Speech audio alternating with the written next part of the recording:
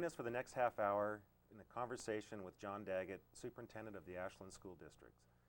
As you know, John will be retiring at the end of this year, and we have an opportunity in the next half an hour to talk with John and his feelings on education. So please do stay with us. So John, let's just ask the first question. Why are you leaving education now? In a word, it's time. I've been in the business over 30 years, and I think that a person has to have passion and receive energy and give energy to be successful. And I think dealing with uncertain and declining revenues has taken its toll, and the community needs new energy and new spirit. The district's in fairly good shape now. It's doing well, and I need to contribute in a new way. Mm-hmm. So how do you feel as far as leaving now? What are you leaving the new superintendent? What's the shape of the district? Well, fortunately, we have such a caring community that we passed this latest activity and athletic levy. That's allowing us to leverage resources to keep class size reasonable and to keep many of the things that Ashland holds as important, such as music, the arts, supported, as we don't drain off resources for those. So I think in that sense we're doing fine. We are working with the state mandates for new curriculum. I'm excited for the future in that we're moving toward a more performance-based system across this state and maybe in the nation, so that students will actually, when they matriculate onto college or business, demonstrate that they do know something, and I think we're moving toward that, and that's exciting. The school district has new facilities, new buses, new roofs, new technology. I think there's an opportunity now for someone with a new passion to come in and take it into the next, the 21st century. Well, you know, we were talking before this conversation, and you made an excellent analogy about how education is changing, and you refer to that, and you've been a member of the State Board of Education, and the analogy was asking Boeing to redesign a wing while in flight. Yeah. So, I mean, so many new things are happening in education. Yeah. I think the stress and the complexity, the stress on teachers and then the complexity of the business has increased many times in the last decade. If you think about what we're asked to do is to truly transform how we engage students and how we assess students, and we're not given the time. In the initial House Bill 3565 back in the 1990, when it was passed, there was, I think, 10 or 15 or 20 days added to the calendar year for teachers to develop these new ideas and develop the strategies. And we've actually decreased the number of days that we have and time we have with students. And we're developing this while we're keeping the old in place. And I use that metaphor. It's like having Boeing change the shape of its wing, of its plane while it's in flight. And we're going to have some crashes. We're going to do some things wrong. We're going to have some difficulties because it's very tough work. How would you sum up what the role is of the superintendent to the oncoming superintendent? Well, let's look about what it used to be. The role of the superintendent used to be to keep school, to keep it. That was their mission. To keep it. Yeah, to keep it. It was fine. The way it was. The way it was. I mean, we're talking now about a system that really... 20, 30 years ago, that was the job of the superintendent. Today, it is to meet the needs of a very turbulent culture and society, a turbulent economy, to prepare students for to be in a democratic institution in the 21st century. And we have to be much more, I'm going to say, biological as opposed to rigid. We must be malleable, flexible in the way we deliver education. So the challenges for the new superintendent are to meet an ever-increasing demand not only from the students they serve, but their parents, and then deal with legislative mandates that often aren't well thought out in terms of impact on the classroom. Now, is this something that you've gained a little more insight? You've been a member of the State Board of Education for the last year. Yes. So you're about ready to finish there as well?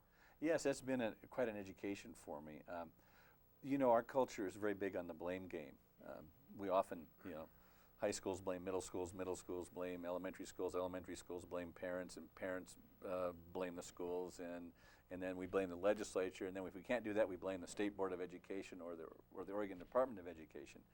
But you know, we are us. I mean, we're all connected. And what I found was that the legislature, in its best intention, passes laws that must be implemented, and the State Department of Education and the State Superintendent of Education, under the guidance of the State Board of Education, has to implement those laws. And often they're attempting to make lemonade out of lemons, because it's well-intentioned legislation that is made by people who don't know the impact of those decisions on the classroom. Or perhaps maybe a little bit more about who those people are. I mean, you are representing, being a member on there as a superintendent, all the districts in the state of Oregon? Yeah, I'm just an advisor. There's a teacher advisor. He's from Hood River, 2 of us, and then there's the 7-member State Board of Education. And they're comprised of? Citizens that are appointed, I believe, by the governor. But not necessarily educators? None are that I know of right now. But they're very bright, very compassionate, and many have long tenure. And they study and they read. It's a very thankless job. They work all the time when we're up there. So you know, with the various mandates that come by the state or federal mandates,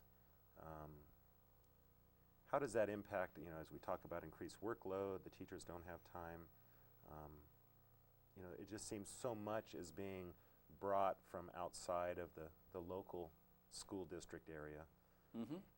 How do you see the long-term outcome of this? I mean, are we heading in the right direction? Well, I'm not so sure.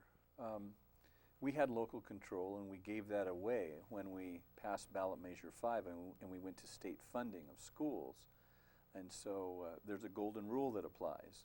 He who has the gold rules, and the state of Oregon now dictates the resources for a school district, not a local community. So they're giving us more rules. I really think if you have an enlightened school board, and I believe we have a school board, and we have since I've been here, it cares about children. They don't come in with single issues. And you have professional staff that you can do quite wonderful things. I don't think we do all we can do for children because of time, planning, and these mandates. Again, well-intentioned things. I could go into what I don't like and do like, but ask some more questions. Well, we can go into, well, you know, maybe let's. This is a half an hour, right? Yeah, it's a half an hour. So let's take it. Let's maybe go back to the bigger picture. You know, was there the new things of the SIM and the CAM? What are your feelings on that, or your kind of gut about the outcome of SIM and CAM as they really come into effect? Until about 2 months ago, I really felt that we couldn't get that accomplished, even though we've worked on it for 10 years, because they were separating the SIM and the CAM. Now the focus is to focus more on the CAM, which is the Certificate of Advanced Mastery, which is a more thematic approach to instruction, and embed the separate disciplines within that CAM strand. And good teachers have done this for 100 years. They've used projects that students have had passion about and interest in, and embedded mathematics and literature and history and art and science, so that children and young students or older students see the interconnectedness of education. So it's not, you know, English for English sake. It's English so you can communicate, and so you can write, and so you can do what you need to do to accomplish something. So I'm heartened by I think the realistic focus of education now, but we've got so many people with so many different ideas on what it means, what it looks like, how to assess it, and we're not given, I don't think we're given enough time to think that through correctly. So we're having to take the time in bits and pieces during the school year. So as the educational process almost becomes a performing art with, you know, kind of a guinea pig, we don't really know the outcome, because really it's going to be so many years before we see what that product has produced. We're moving more evolutionarily toward that, I think. We've had 10 years of experience with a very authentic writing assessment, and in that students actually write. They write a paragraph. There's 6 different kinds of writing that they're involved in. These writing assignments are graded by teachers across the state, not teachers from the school district in which the students took the writing.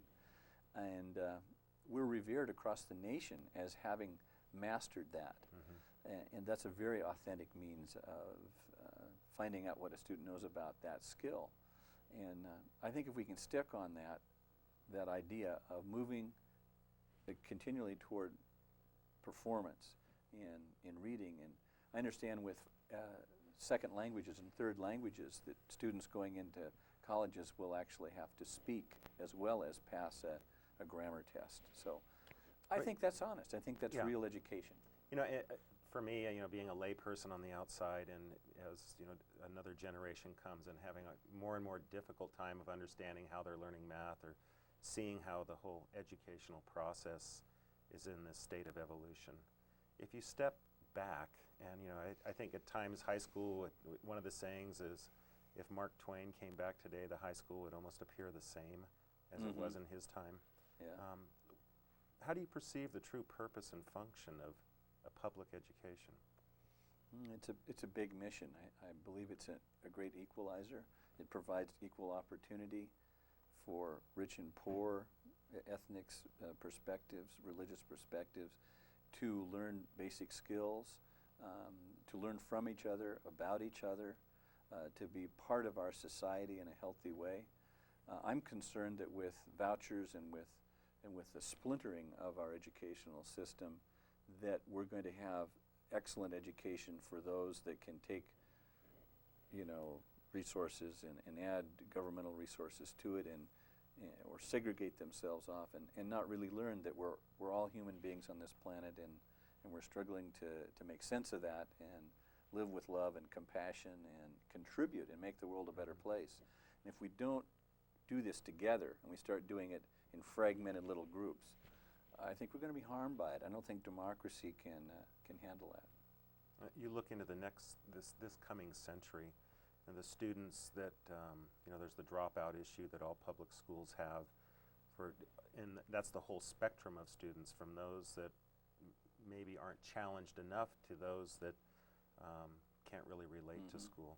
I think sometimes we have to recognize that, quote, public schools or a school system just can't fit everybody. We'd like it to.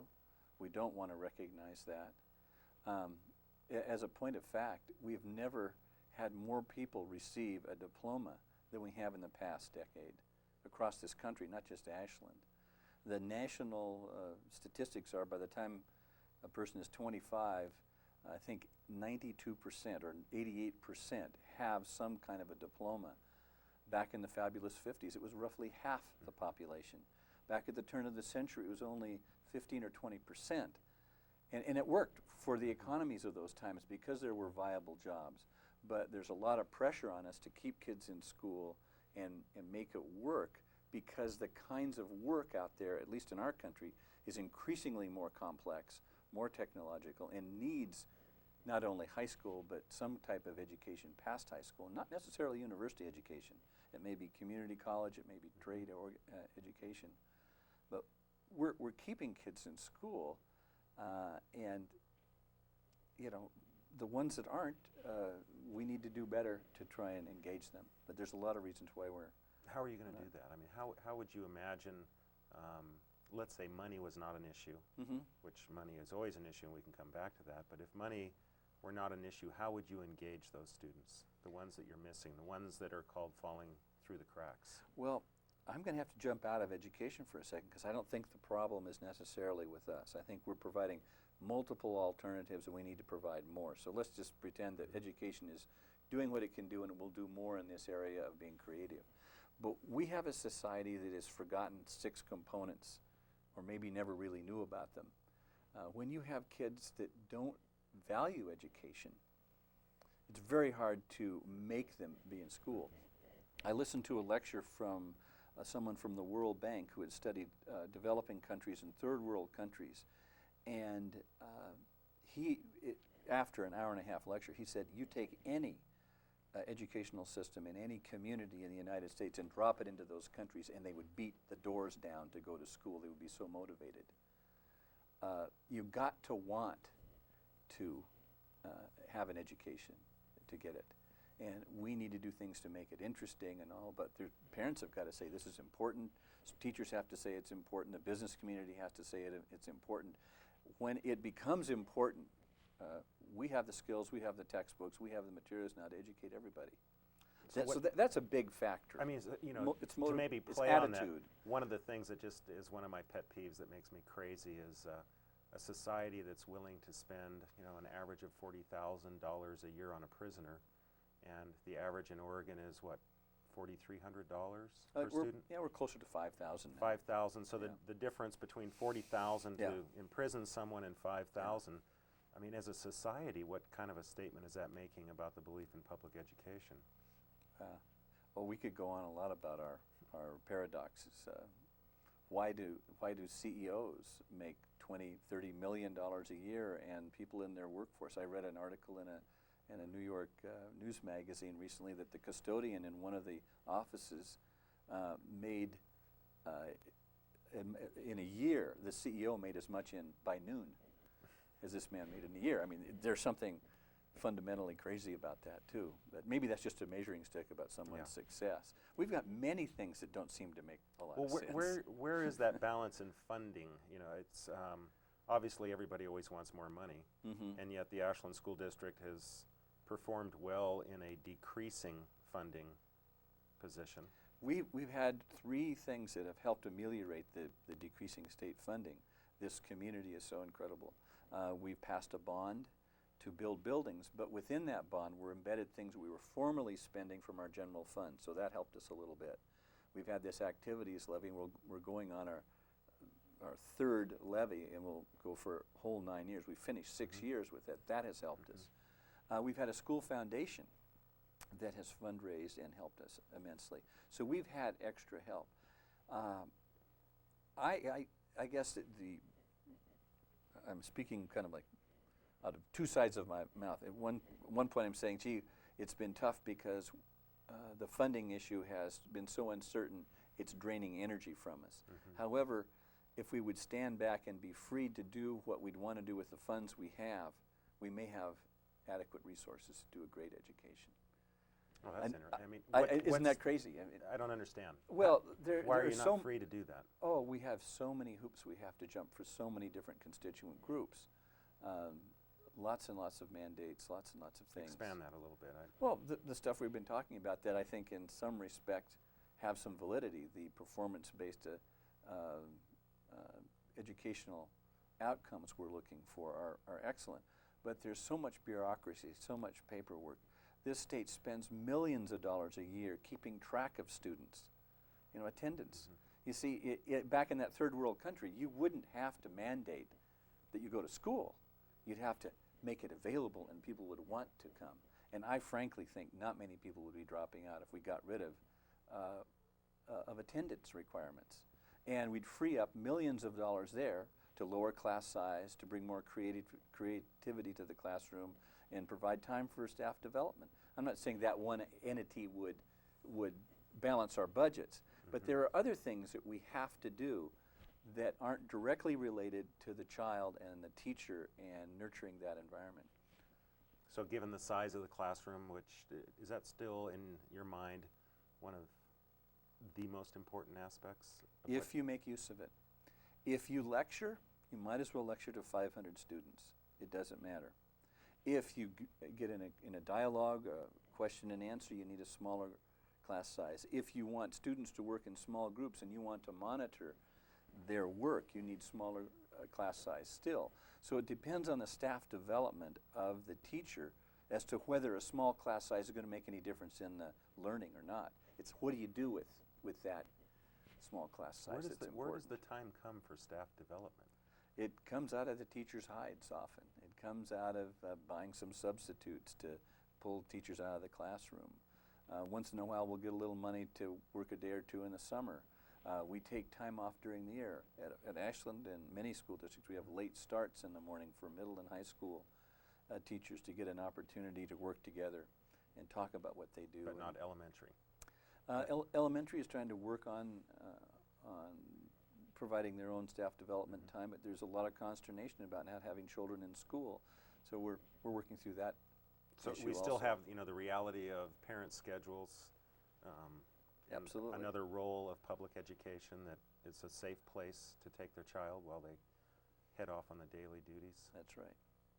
So it really is, it kind of lives in the past. It's like a living anachronism on one side, Yep. and yet attempting to look into the crystal ball of the future. Yeah, it is. Well, as a superintendent, it seems like you have quite a few different, almost constituencies to play to. The students, Yes. the parents, Yeah. the community, teachers, staff, administration.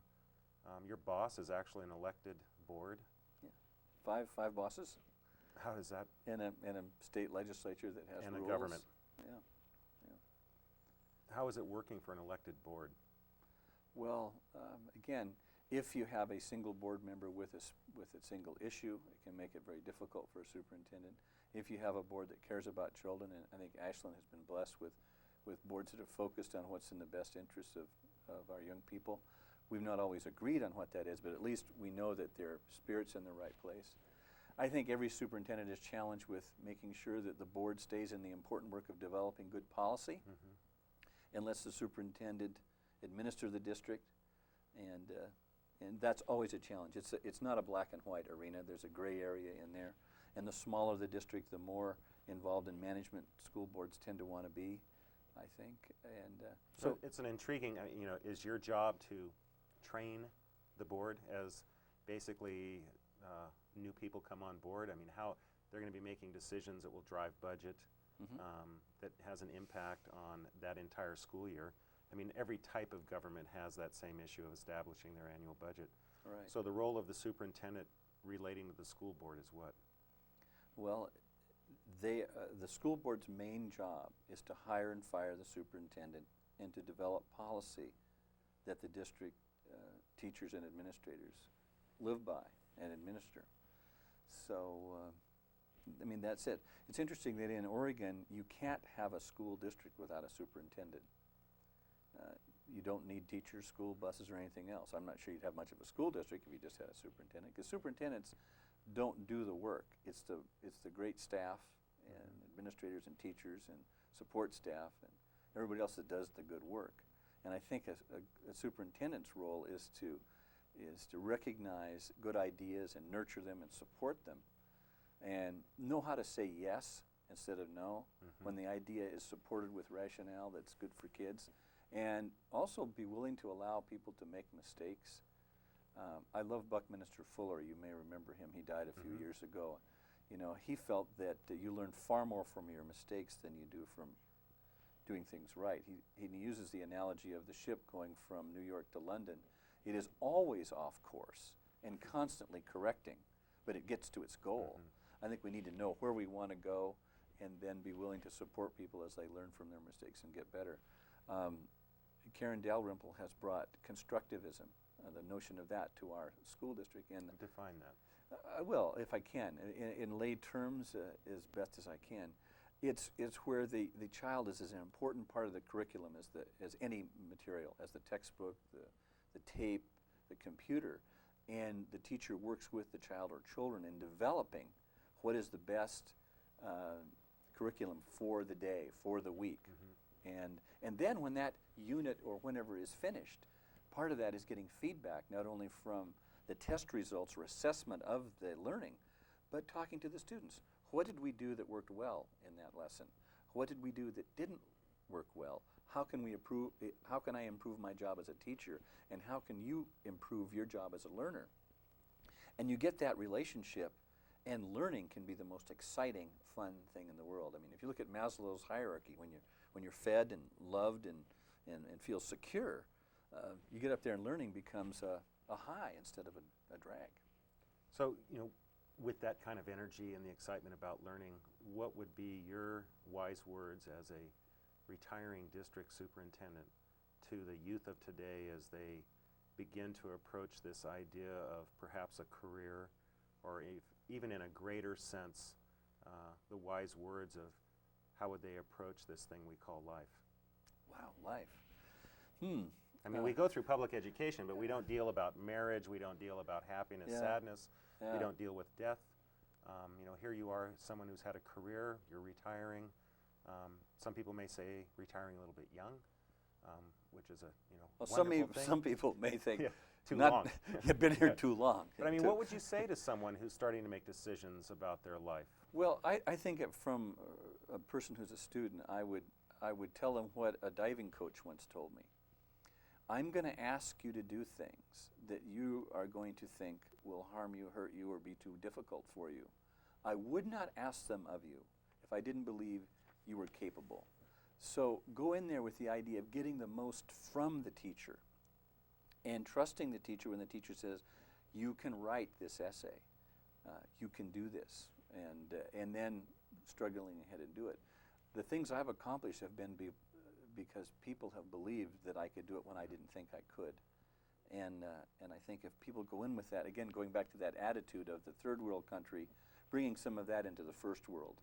Because sometimes we have this attitude that schools have to be Sesame Street and we have to stand on our heads and do all these things, when maybe we just need to have someone that says, I want to learn to read, or I want to learn to be an astronaut, or I want to learn to be a TV you know, host, or whatever it might be. And what does that take? That can be very exciting. What's next for John Daggett? Well, I have to, I think, decompress, do some reading, reflecting, traveling, and then my desire is to contribute some more. But on the other side, how can I help contribute in a community? We started a little idea about 3 years ago called Building a Resilient Community, and we looked at the power of care and support in people's lives, and good boundaries and places to participate that are healthy. And I think I want to figure out how I can help communities build strength so that teachers have an opportunity to teach more and teach better. We're close to the end of the time here. So Already? Your 30 parting words. What about the rest of us? You know, not the students growing up. I mean, hopefully, you know, we're all students for our lives, and we all continue to learn. What kind of wise words would you have now for the community and how they work together, a new superintendent, keeping the Ashland School District strong? Well, I take this from information I've received from hospital administrator, city administrator, the outgoing university president. I think we need to have more compassion for one another and more trust in one another and give each other the benefit of the doubt a little bit. We're sometimes a little bit hard on one another in this community. It's a wonderful community, and maybe that's why it's wonderful. But I know some of the people that serve with you know, open hearts and great energy that are exhausted, and they're working really hard. And so maybe if we took time to say thanks and have some basic belief and trust, we might be better off. What are you most proud of in your 12 years as superintendent? That I believe this school district is somewhat better for my leadership here. We can look at the physical plants, we can look at test scores, we can look at the attitudes and behaviors. We didn't go through any strikes. Teachers focus on teaching and learning. I had a little bit to do with that. Everybody did the work. I think I enabled it to happen. So it's not any one thing. I think it's a better place, and that's what my dad told me to do. He says, John, if whatever you do in this earth, if you can't make it a better place, you don't belong here. So I've really attempted to do that. Any last comments you'd like to make, John? What else can I say? What else it's up to you. I can't think of it. Very good. Well, thank you very much. Hey, it's been Good great. conversation. Great I wish talking we had some with you, more Tim. time. Yeah. Excellent. So that will wrap it up for us. Thank you very much. Good evening.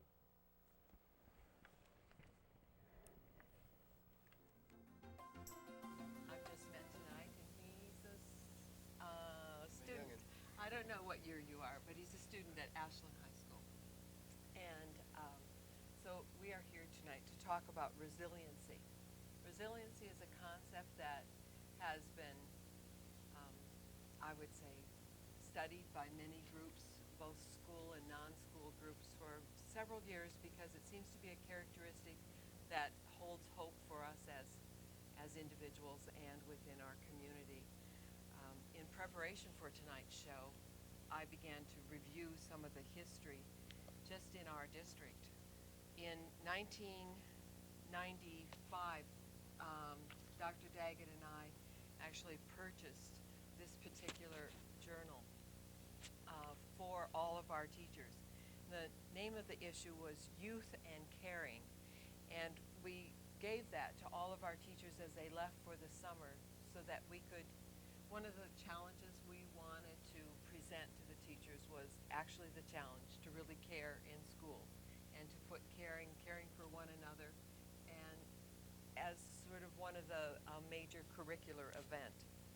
And when we gave that, actually I found a quote from Earl Kelly. Earl Kelly began his teaching in 1912, and he taught in high school, and people complained about high school kids all the time. You know, what's happening to youth today? Sure. And he published a book in 1962 that was called In Defense of Youth. In that, he wrote, "No species can survive on this earth unless it can invent ways by which its young can fully develop." And tonight we're going to talk about inventing ways in which all of us can fully develop, and some of those ways that have been brought to us just recently through extra efforts by our superintendent, Dr. John Daggett. And so I will begin actually by introducing John, and if you would speak to our audience about your commitment to resiliency education and a resilient community. Well, along with all of your efforts to enlighten us about the importance of building a caring community, I read a book called Resiliency in Schools by Henderson and Milstein, and I was fascinated by the processes they were suggesting we go through to help our youth and our teachers feel strong and overcome odds. I questioned them, however. What if the greater community didn't understand what we were doing and couldn't support us? And what if the families couldn't have that support? And so I asked them if they would help us build not only resilient schools but resilient communities. And in February, Michael Milstein and Annie Henry came to this community and helped us do some initial planning and looking at the concept. What further makes this important to me was a conversation I had in Los Angeles with Judge Marcus Tucker, who is a juvenile court judge. And I was troubled by the troubles we're having with our country and with our families and with our youth. And I said, "Judge Tucker, what is the answer?" And he said, "Well, it's not what I do." He said, "Until we as a nation start dealing with the spiritual, social, and psychological needs, we will continue to have more and more problems and have to build more and more prisons and punish people more and more, and that's not going to work." And so I began to read more and think more about this notion. And so that our audience can get a better handle on what we're talking about tonight, I'd like the camera to look at what we call the resiliency wheel. And there's two streams of research that support this concept. On this side of the wheel, we have increased pro-social bonding as opposed to anti-social bonding, which might be perceived as a gang. Help people set clear and consistent boundaries for self and others, understand that we have freedom within laws and rules, and help ways to teach us life skills and how to communicate, work together, and how to get a job and move on in life. These come from what's called the risk research, and we'll talk about that more in a little bit. But the resiliency part, that is actually longitudinal work, started in the but on the island of Hawaii, studying 700 people, 200 of which came from very troubled backgrounds, be it alcohol abuse, drug problems, physical abuse, nutritional abuse, psychological abuse. And these people were followed for 35 years. And the researchers found that most of them by age 30 did rebound, did become healthy, functioning members of society. And the components that helped them in their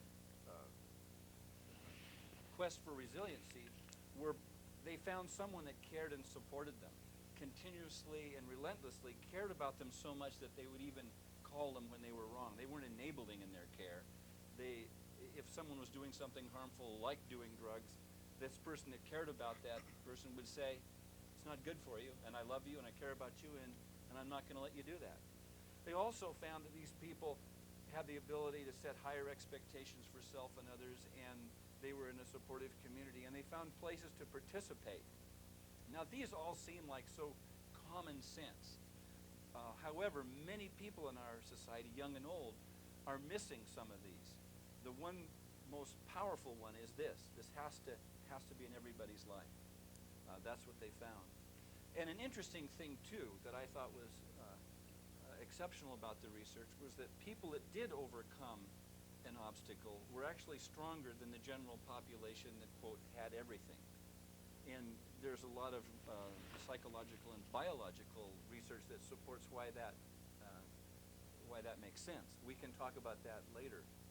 However, I see our challenge is to see that all of us in the community have these in our lives so that there won't be a need for abusing self and others in any form, be it drugs or physical or psychological or what have you.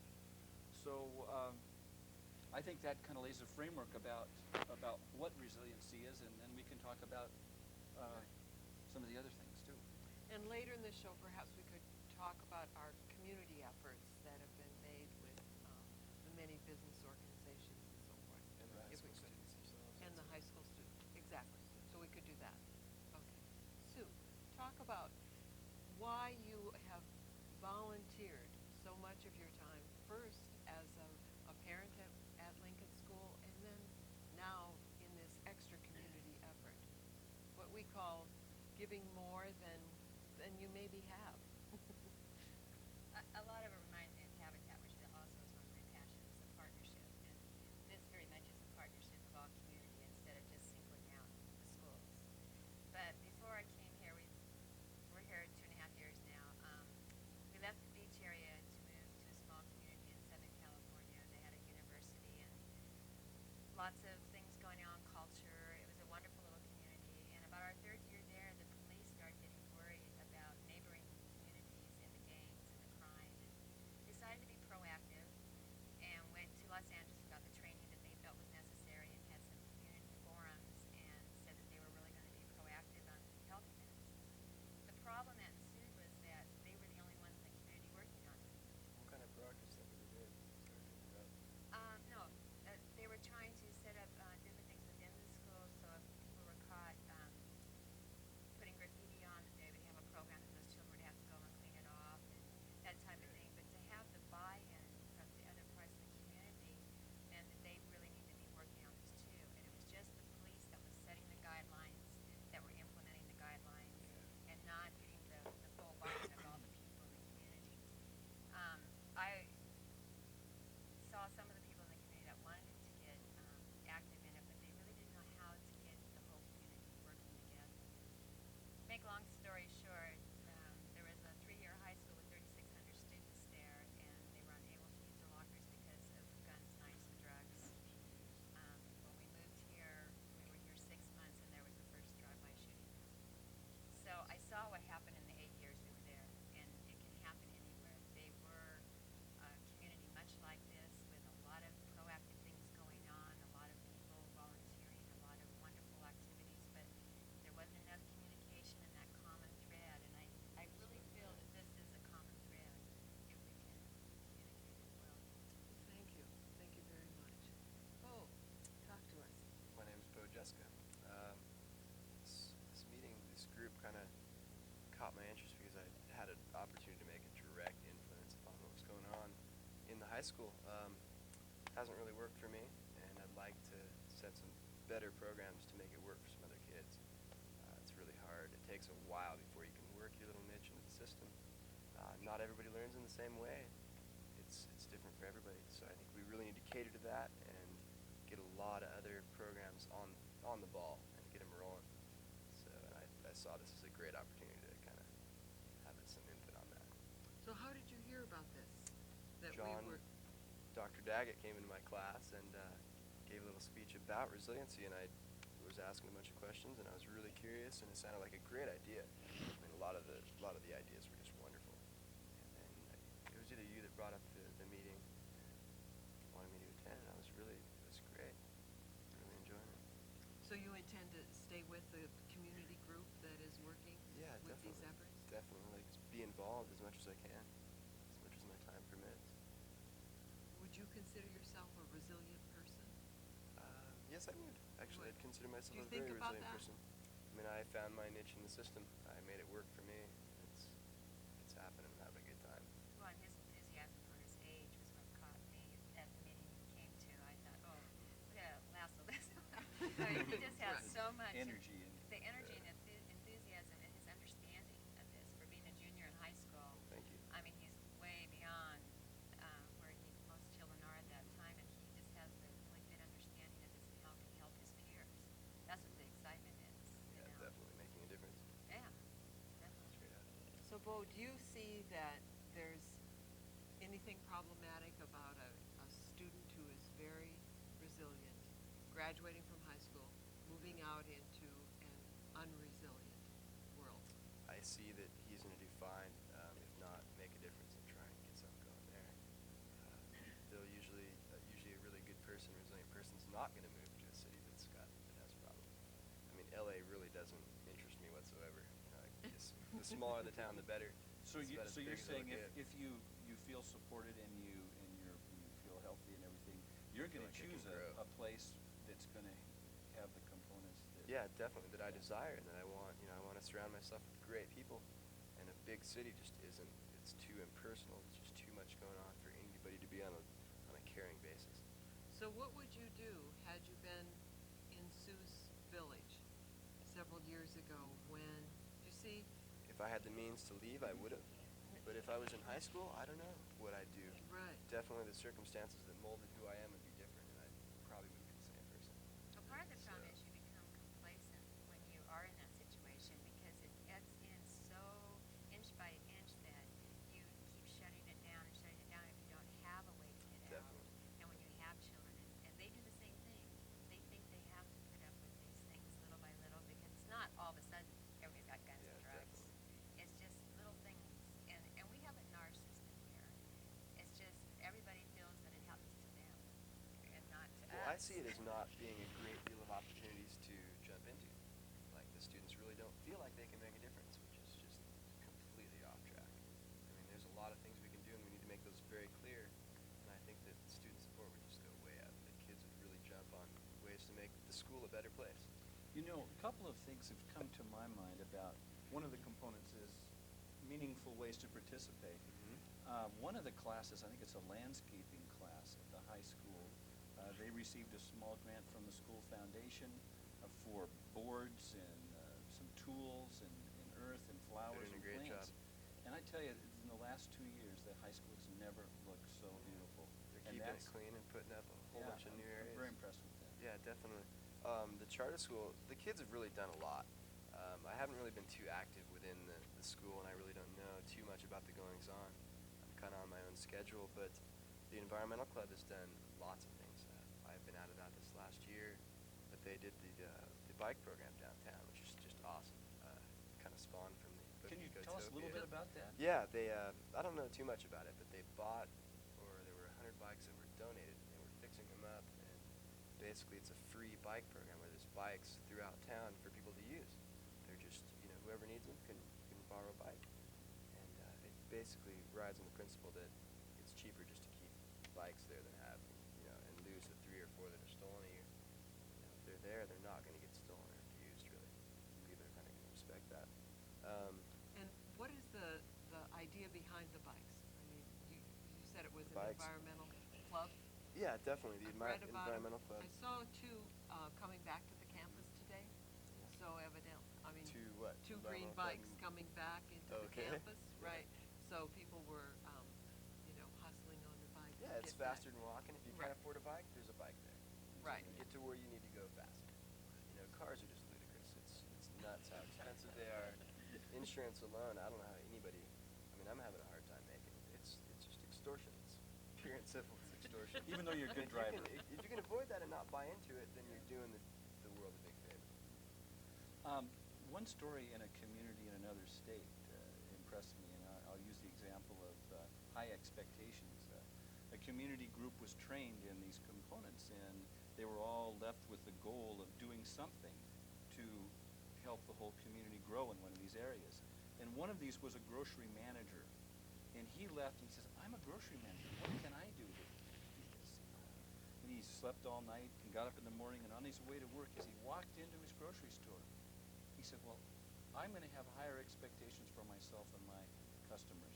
He got rid of all the tabloids and all the sugar in his checkout lines, except for one, where he left tabloids and sugar. And he said, this is going to be a family-friendly grocery store. He didn't know what would happen, but he thought, you know, a lot of the whining and crying of little kids is because they want that They sugar. want the candy. And those stupid tabloids, you know, they're enough to rot your brain, you know. Pretty much. And so he got rid of them and had what he called wholesome checkout lines. And within 6 months, he was garnering much of the family grocery business. He hadn't lost business. He'd really just raised the expectations of the community. So that's one little example. These are not One complex little things. It's hard for people, though, to take these concepts and say, what can I do? So You can't just attack it as, kids are gonna start staying in school from the time this program is introduced. When it doesn't go that way, you need to take small steps that are gonna make a big difference and work towards the larger goal. It's not gonna go bam and happen, no matter how many people we have working on it. do you think it's too high of an expectation that we should expect all children to finish school? Definitely. You think that's There's too high an always gonna be expectation? kids that are gonna be fed up with being someplace at a structured time. They wanna be doing something else. They wanna be skiing in Kirkwood or whatever. I have these aspirations myself, and school's something that I still have some incentive to stick around for a while. But, So, what would be a high expectation that we could offer or have for all of our children and youth? To be yourself and do what's best for you. Definitely, whatever that is. Have greater belief in the kids. You don't you Yeah, think that maybe definitely. adults don't Definitely. see them as good as they You really drop are. out of school, you're gonna fail. That's been the attitude up until about 2 years ago. Is it GED? If you don't get your diploma, man, that's it. Your career's over. You're going nowhere. Well, there is a People lot are of starting to statistics. realize. There are a lot of statistics. Oh, I'm just Right. depending on Right. what circumstances made you drop out of school. That's If there's right. a healthy kid that's really you think's going to go somewhere, and he really has some potential, and he just doesn't want to be at school. He's not there. He's not learning because he doesn't want to be there. Why should you force him into that? What if we need him? We need his thinking, we need the way he contributes to the care of others, we need his intelligence. You're not going to force anybody to do that. You may say, hey, buddy, look, we need you here. So we gotta make it more especially enticing. teenagers, Right. especially Right. adolescents. You're not going to say, this is what you need to do. Well, and That giving them gets- the options, like you said, and respecting those options. Like you were Yeah. saying that GED, you're probably doing more now because you know you have that option, and people that you know are respecting you taking that. So you're getting involved in this. Right. And I think that if you can communicate that to the children, that they have other options, and they can then get involved in a way that they need to, that's positive and proactive. They don't have to go the way that we all Definitely. think they need to go, and respect that. And that's part of what our wheels, the components, the guidelines, is to give those guidelines and respect for everybody and say that, Have kids going to school not because they're forced to, because they really want to be there. That's what basically turned the tide for me. I was like, okay, I'm not going to graduate, but there's some things at the high school that I really want and I really need. So there's incentive to do that. It's not that, oh man, I gotta go to school. It's like, all right, photography, mechanics, sweet. I'm stoked. It's awesome. I have a blast at school. I really enjoy being there most of the time. So that's good. So if you were to look at the resiliency wheel, where are, what do you think are the basic voids that we have? If you Oh, can talk about gosh. society as a whole. Oh man. Or maybe in our community or our Right. school. Yeah, the school I would definitely say that there needs to be some more pro-social bonding. So I let's don't know how to talk get about really pro-social exact bonding, on this. because that is one people have Okay. trouble with. So, How about Dr. let's- Daggett, talk about pro-social bonding. Well, What maybe is it? by saying what it isn't, maybe that'll Yeah, help us what find isn't out. it? Yeah, there you go. I would think antisocial bonding, where people get together and they harm one another either physically or mentally, or they trash an area, but they're bonded because they do need one another. That's antisocial bonding. Pro-social bonding would be a group that gets together that does Climbs a mountain something or whatever. that that helps self and others. I think the groups that go out in that wilderness activity, for example, a football team is a pro-socially bonded group. I'm trying to give you a broad example.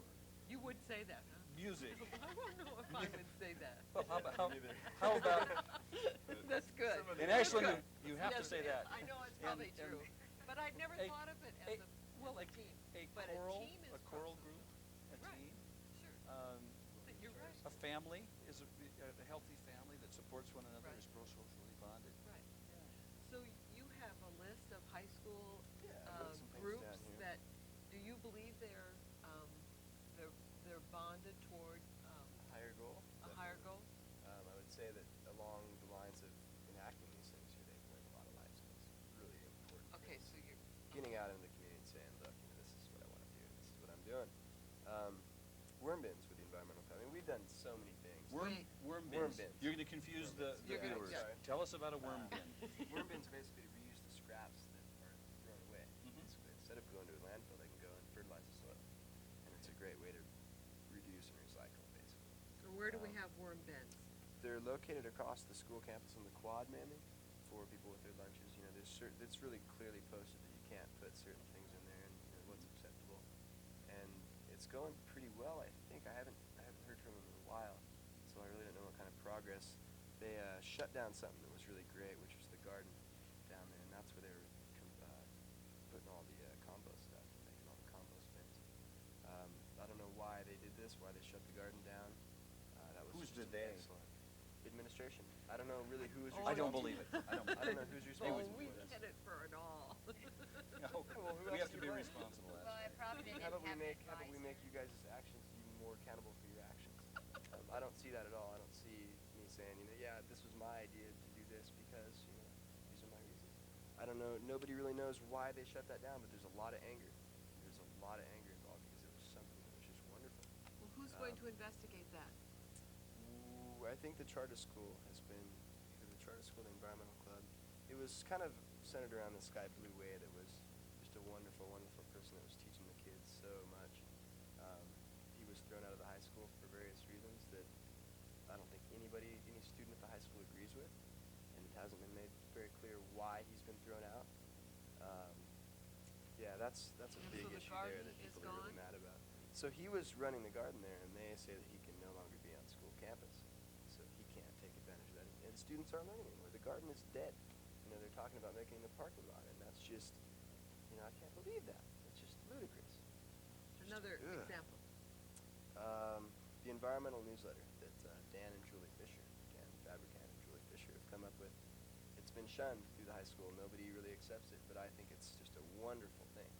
They're really putting some clear messages in there and bringing a lot of awareness about in the community and the students. That's also been kind of shunned. Let's see, the charter school is another great thing that's there that they're not sure if they're going to have funding next year. I was hearing rumors about something to that effect. That's another thing I really don't agree with, and there's some anger there. Is there anything you do like that's going on? Yeah, No? yeah. Okay. There's some things I like. All right. That's a really good band in Ashland. They're my really good buds. It's Fifth Business, and they've been doing benefit concerts for the flood, or they did. And then another thing I'm really pleased with is how the students volunteered for the flood relief efforts. It was just awesome how there were so many volunteers down there, and a lot of them are from the high school. So that was neat how everybody kind of pulled together. There's a bunch of kids baking bread for people that can't really afford to feed themselves, and that's something that's just I think is great. It's wonderful bread. It's vegan bread, and it's just it's wonderful. The student lunches, and it's called the Vegan Cafe. It's in the Ace Room, and it's great. I think you pay $1, and it's all you can eat. Really, really healthy food that's good for you at a low cost. So that's really helping people eat for cheap. I mean, a lot of people can't afford to go out and buy, $4 bentos or whatever. I can't. So those are some things that I'm really pleased with. And one of the And some I things heard- you're concerned with, and I didn't Yeah, mean to stop definitely. you off with that. Right. We need to pursue those kinds of things and find out. Right. Maybe I've kind of seen that this is an appropriate place to bring those up. It certainly To is make people aware of a them. broad audience to bring them up. Yeah, definitely. And I hope we get some calls here pretty soon. It'd be great. One Get thing some before we feedback. go too far, maybe we ought to look at what I think society is focusing instead of resiliency, just for a minute. If we could think of a big balloon as big as this, with all of our problems inside, and we solve one of the problems, so the balloon goes in on one part, but it goes out on another, because we haven't dealt with the cause. We've just worked on the symptom. We've solved the problem. And that's what Judge Tucker was saying in Los Angeles. Until we work on dealing with the cause of our ills, we can solve all these problems singly, and we'll never get to the bottom. I brainstormed a list, and it's certainly not comprehensive, but this was in a few minutes. These are various problems that affect us all in our society, and there's many, many more. We could go on and on with this list. And every time we'd solve one, if we didn't deal with the fundamental cause, we would have that problem pop out in another arena. Now, if we can focus on... Did you purposely alphabetize them, Dr. Daggett? Well, I did that because I was thinking all the A's and then all the B's and all the C's. Okay. I I did just that. am wondering His how you brainstorm. organize I just that. Okay. blasted them out. And All then right. I just redid the 6 components of building a resilient person and resilient groups and resilient community. And I'm saying, gee, it's even fewer things to work on. You know, in psychology, I was taught that the mind doesn't accept a negative. It accepts the positive, even when you state a negative. For example, if the child is walking across the fence and doing pretty well, and the mother is worried, and she says, "Don't fall, Johnny." You could probably fall. You're gonna Johnny's fall. gonna fall. The mind there. didn't hear "don't," it heard "fall." Right. Our minds are very, very powerful, and the words we speak are very powerful. I'm very concerned that we've placed negative words in front of our minds, and that's all we're seeing. If we could say, I want to search for more of these things, and then reinforce those things and support those things, because I know if they get strong, then these disappear. That's You can't really... treat the symptoms. That's pop But up we in are. modern medicine. That's what it's all about. Treat the symptom. It's not working. It has to be preventive, and that's right, and accepting the responsibilities. But from your list, what I was hearing too is the communication aspect of it. There's none. And I think that's what our community too, to become more of a community and a partnership, is to communicate all the good we're doing. Because there's little sections that know, but not everybody knows. We just assume because we're so involved in a part of whatever we're involved in that everybody else knows what's going on. ICCA is a real good example. Now you have to Yeah. Okay, take the it's, anagram and go with help it. me. Interfaith, community. You're on the spot. I'm on the spot. CC. Here it Right. is. It's a good group, though. It is. It has. Adult Association. Well, they help people that are homeless and people that need a Oh, lot of help, and I they see. are located on B and Second Street. But when I was trying to find them, I couldn't find them in the phone book. I was talking to all these people. I said, "Well, how do you find them? They're not listed anywhere." Well, the people on the street know. Well, what if we don't have someone that's quite that far down on the street but needs help? You That's know, a communication. so there is a communication, and I find that throughout our community, that whatever we're working on, we just assume other people know. Habitat's another one. I talk it so much, and I think everybody knows, and then every once in a while I walk it. We have a house going in Ashland, And you're talking about Habitat for For Humanity, right? So I and we think have a house in Ashland, but nobody knows, you know. And there's just all these little things that people do that you're so ingrained in it, you just assume that people know about it. It's the same thing with this, is that we need to communicate what we're doing and share our good things that we're doing That's what this is all about, to right? build on it. well, why do we know so quickly the not so good things we're all doing? Because I think a lot of people don't face the fact that all of us have a resiliency problem, no matter what level you're on. But the network's out there to hear about the good we're not doing. So, I think Our Yes. focus is mainly negative. It's really easy to do. is it? Oh, definitely. I think that a lot of people focus on the negative. It's really hard to bring yourself into accentuating the positive. You're just saying, okay, what happened to me today that was good? You know, not, oh man, that speeding ticket, and really focusing on the bad things. It's human nature, I think. But I don't know. I think if you ask the majority of people here in Ashland, they wouldn't think we had a problem as a community. I think most of them are very thinking that this is a paradise, which it is compared to other places. But we still have a long ways to go to know our neighbors.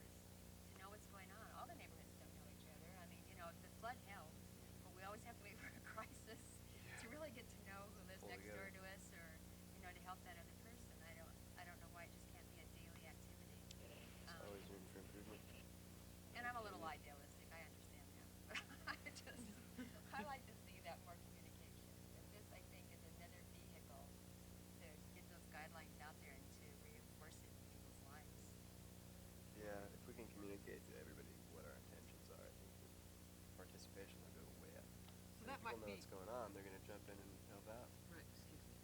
So Do that. So, It happens. talk about your efforts, and Sue, you were a part of the large community one-day workshop that was held, I think, in February? February 13th. February 13th?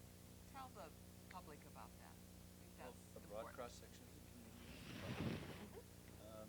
The authors, Appreciate it. one of the authors of the book and another researcher from the university, one was from Memphis, the other was from New Mexico, explained the research background of the resiliency wheel that is over, we were looking at just a minute ago. I think I got it here. And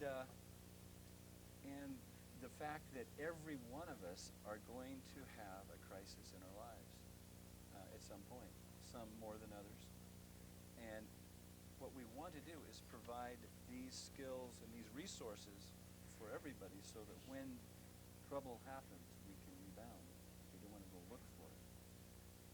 Because the research is astounding. Maybe I should show some of the data. Right. And is resiliency considered the characteristics that's there when you rebound? I mean, I'm trying to clarify the definition. In my thinking, I think of it as the characteristic that's present within us that gives us hope, that gives us the promise for a better future, and know that because we exist, things are better. So you see it as the characteristic that helps us come back after disaster? I think if we have a supportive person in our life we Uh-huh. can count on, and if we have these other components that we understand in our living, that when whatever happens, we will have a greater chance of springing back. I don't Okay. think Let's you look necessarily at have to arise from at- disaster to have resiliency. That's right. That's what you were trying to Um, clarify. There's an institute called a Search Institute that surveyed 250,000 sixth graders through 12th graders to see how they felt about these 6 components. And they broke the components into 30 assets, about 5 for each of the 6 components on the wheel. What might an asset be? Let's see. I've got a list here. I think that'll help folks. Yeah, maybe it might be listed up there, one of these flips charts. Isn't that great? That would be the one Probably where it is. Well, we Uh, could probably name one, right, Bo? Here we go. Here we go. Let's say under support, how does the person feel about family support, parental communication, positive school climate? Under bonding, are they involved in music or extracurricular activities, a religious organization? For high expectations, for example, do they value helping other people? Are they concerned about world hunger or Habitat for Humanity, for example, or care about other people's feelings? In terms of boundaries, do they have parental standards that they have accepted? That Right. gives you some example. So anyway, these people 6th grade through 12th grade with 0 to 10 assets had a 5% chance of quote, being successful in school, and they measured success arbitrarily. They said mostly A's. That's what they called, mostly A's. That's Okay? quite arbitrary. It's very arbitrary, yes. Right. Now, those with 26 to 30 assets, 51% of the group had mostly A's. Looking at, for example, promiscuity, sexual activity, and they define this as sexual intercourse 2 or more times in life. Now, remember, this is 6th grade through Life? Yeah, Or but this is a sixth 6th grade grader. through Okay. Okay, senior in come on, high Bo. school. I'm on the ball now. 0 to 10 assets, 51% of those kids were sexually active, and there's where we get AIDS, hepatitis, and unwanted pregnancies. And about 7% with 26 to 30 assets. Again, another big concern in our lives is illicit drug use. The young people with low assets, 22% of them, 6 or more uses of some kind of an illegal drug in the past year, and Pretty far off. supposedly 7% actually, this I think is 1%. Pretty low. Is it just Oh. one? Well, 22.9, Yeah, that's a 1. it's not a 7. No. Okay, Just got the little line there. 1%. okay. If they have a great number of assets. So it tells me that in a self-survey and then comparing the group, how they were doing, they were making it in our society. And that doesn't mean there isn't room for different definitions, but there were a whole array of tests done or surveys done. I picked out 3 just to give some quantitative support to the concept. So where have you presented this material? The Governor's Commission on Children and Families last Saturday, and that's all. Okay, Or locally, Just to some smaller student stage. groups. Yeah, and the members in the community that are present for the meetings. So they'll kind of spawn out from there. I think we're just beginning. We are just beginning, and Well- we're stumbling, and we need to get some guidance. so I didn't see Bo at the first workshop, the one I attended, which is in February. And at one time, we were just gonna talk about that February workshop and do you think we've explained that well enough? I don't think we did. Right. We digressed. We Maybe you digressed? could fill in where I Right, digressed. right. Well, I think it was a real community effort at that because we had like 65 people from various phases, business and nonprofit groups and teaching and so on. And they brainstormed, some of the lists that we came up with were just amazing of how they felt we could be a resilient community and short-term and long-term goals and how to reach those goals. And people really got enthusiastic and got into it. And of course, with anything like that, if you don't grab it right away, then it sort of filters out because everybody gets busy in their daily lives. Mm-hmm. But we do have that on paper, and we're getting more community support. And I think the important part was that all those people that were there, because there were so many different aspects in their lives, went back to people they knew and did mention it. And so you're looking at 65 that then talk to their families and talk to their friends, and that's something we need to continue, and we are working on. And we have the coordinating council that Bo has decided to be a part of, and the rest of us. Right. For a year, we're looking for a year commitment. We know this is a long-term thing. And Oh, definitely. Gabrielle Leslie from Community Works and Deanne Everson Right. from the United Way in Medford are co-chairing our coordinating council, and we're going to be moving ahead with whatever the group decides to do. I think that once we get the ball rolling, it's gonna fly. Those are my hopes. But anyways. I love don't know your what that, energy. what will it look like? It's going to take very many forms. And I think the biggest thing we talked about is resiliency, but there's so many people out there that have a negative concept of resiliency. We're always talking about the underachiever that makes it, or the person that had a hard life or that was abused or that was on alcohol. We don't talk about the healthy families and how they can bounce back quicker and be proactive and preventive within their own lives by using these guidelines. And that's what we need to teach, is that it reaches all of us. It's not just the problem people in society. It's our healthy Yeah. people too, to make it easier Make a to live stronger and community. yeah, more life skills that are easier to use. And that's what we need to teach in a way that people understand it. Because you say resiliency to a lot of people and they think of those They little don't know what stories, it those is life usually. stories that you get of children that have achieved after they've had such a down and out life. And that isn't all that it's about. It's about all of us. That research, though, does talk about the fact that the reason that child or the youth maintained some hopefulness was because there was a caring adult or a caring someone that was there to support them. The most Sometimes important that component. the adults didn't even know that they were that important to the person, but they were identified. I mean, that's some of the stories behind all this research, is that there are definitely, no matter what economic status one might have, there are definite characteristics that support healthy growth, and one of those is having not necessarily an advocate, but definitely having someone care.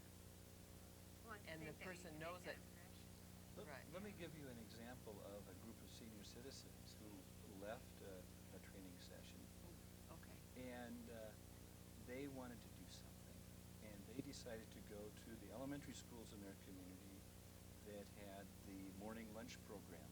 And often the children in the morning lunch program, you know, they got up a little earlier than the norm, and their folks had to leave to go to work.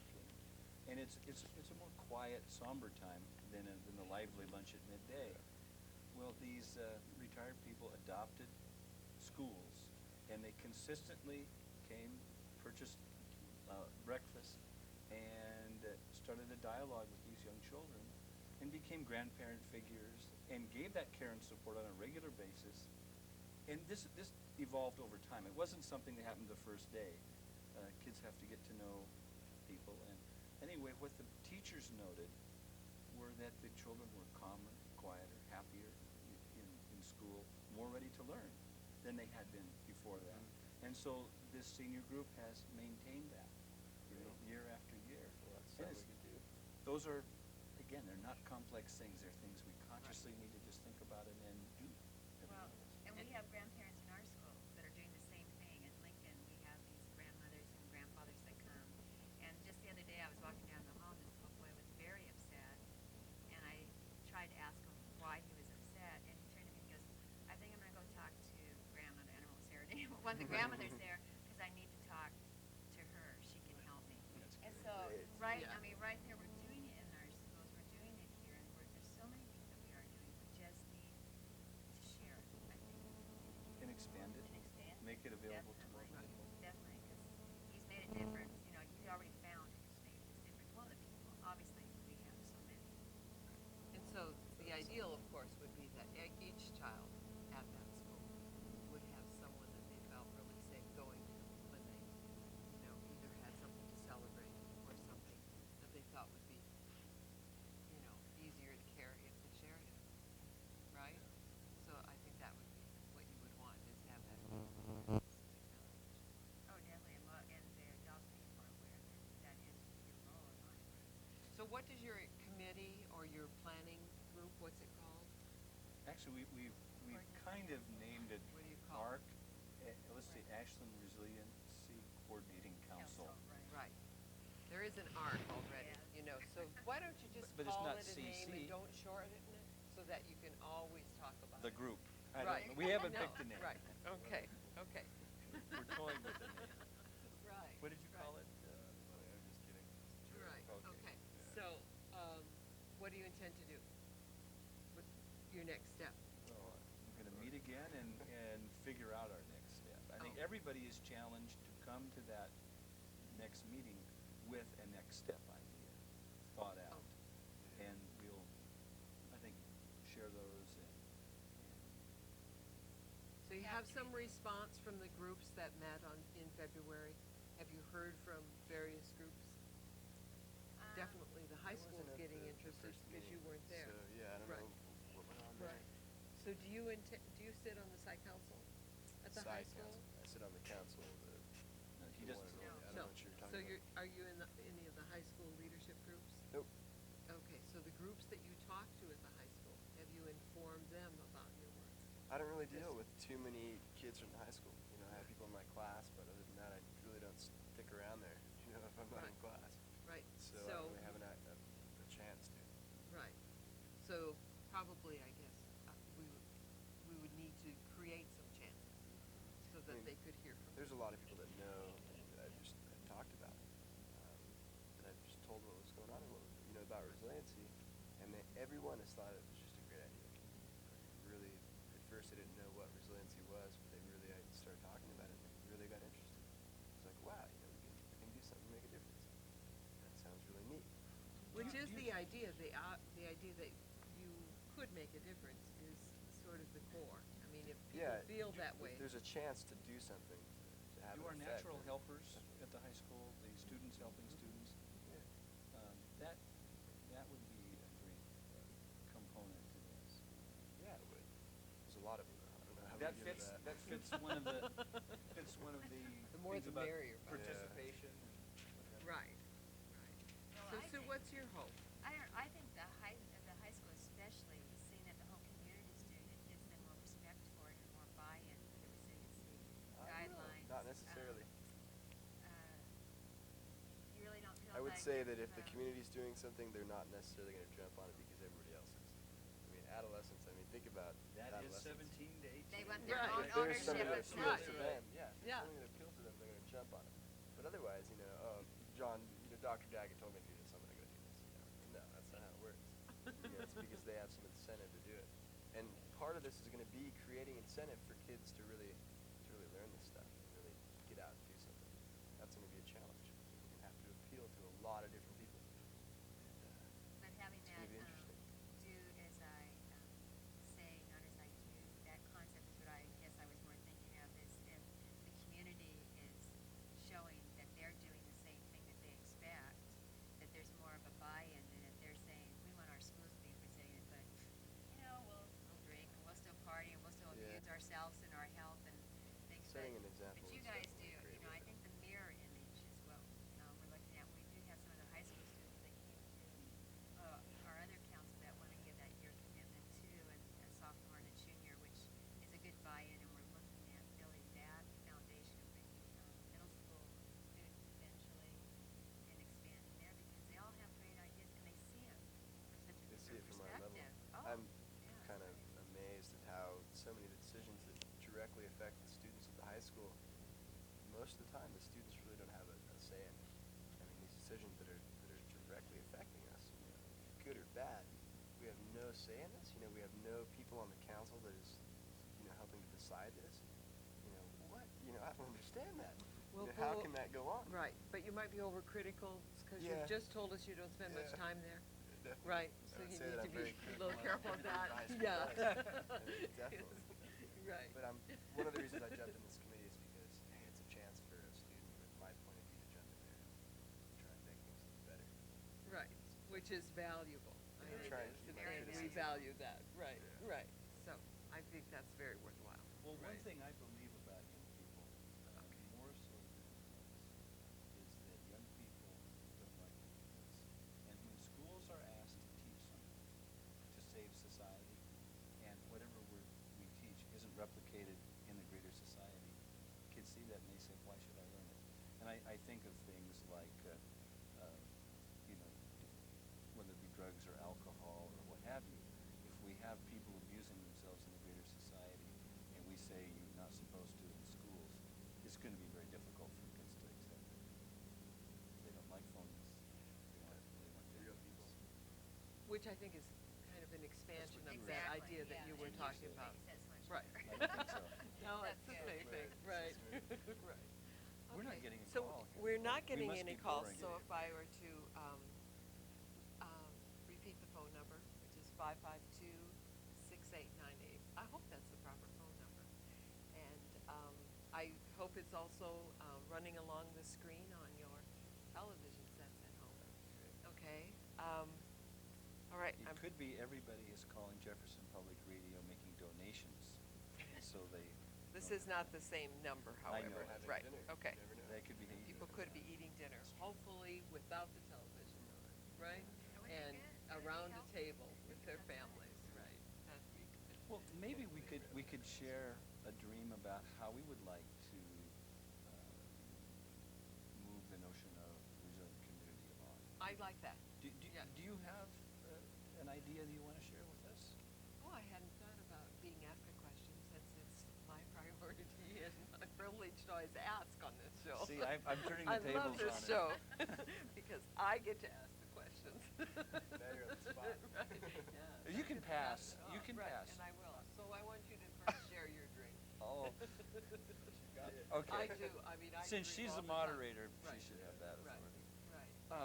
I guess I've looked at what some of the other communities did, and then I also looked at what the Friends of Ashland did 2 or 3 years ago when they brought 500 people together to do some long-range planning for the community, to look at the infrastructures of transportation, housing, and education, and other major services, sewer and water, and where we were with that.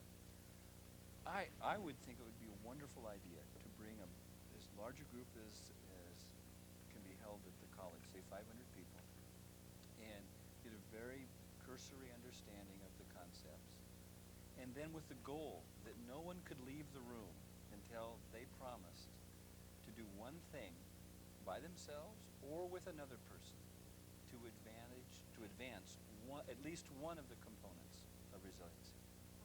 And so I think, and then they would learn, and we could get in groups.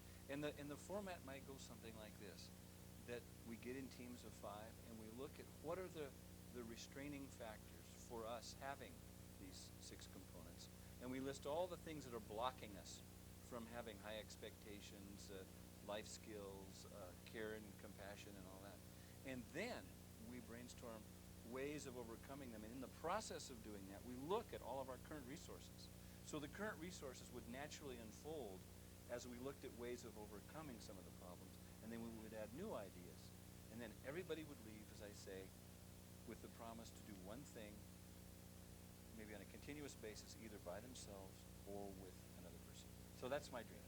And I think at 5 years, every 5 years, we could have this huge community celebration in which folks Lock were- ourselves into a gym and Yeah, no. That's it. I would say annually, we'd have to do it No. annually.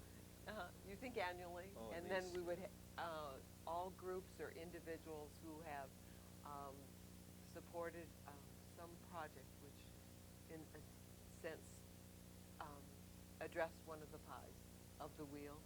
Or one of the spokes would put up a kiosk, and so it'd be like a fair. And we would, you could bring in musical groups and various speakers and just have a huge celebration, a community celebration, and people could walk around and look at all the kiosks which were advertising the organizations and the part of resiliency that they promoted. I mean, I dream of being at that fair because I think there are so many possibilities within this community. There's so much creativity, and if we listen to the people and help them, I think people think of resources. They think money. I don't think we need money. No, That's what I love about this. human It doesn't cost creativity. a cent. Resources. Right. Right. Right. A directory, a directory with just all those resources. If someone was, we have all these different types of phone books. If you had a directory of nothing but these types of resources in Ashland and that people could go to right away, it would be wonderful. We talked about the schools, all being community centers because there's so many throughout Ashland. Having them open one day a week and everybody know that no matter if you have children or not, you could go there, use the library, use the computer, meet other people, do social bonding, and that would be your neighborhood spokes places that you could use it. And Hellman School does that. Are you aware of that? Hellman School uses their school for their neighborhood meetings.